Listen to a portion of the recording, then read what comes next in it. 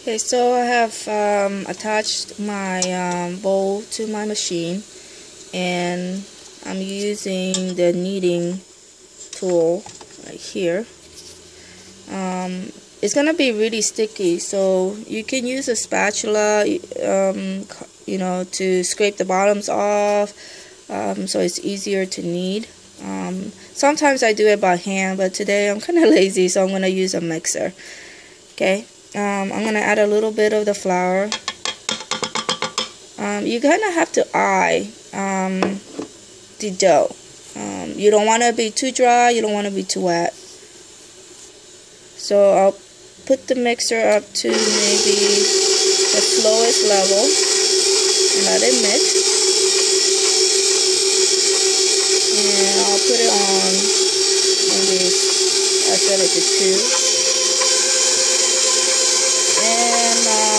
You're gonna let it knead or do its thing for about 5 to 8 minutes, and I'll come back and I'll show you what it looks like.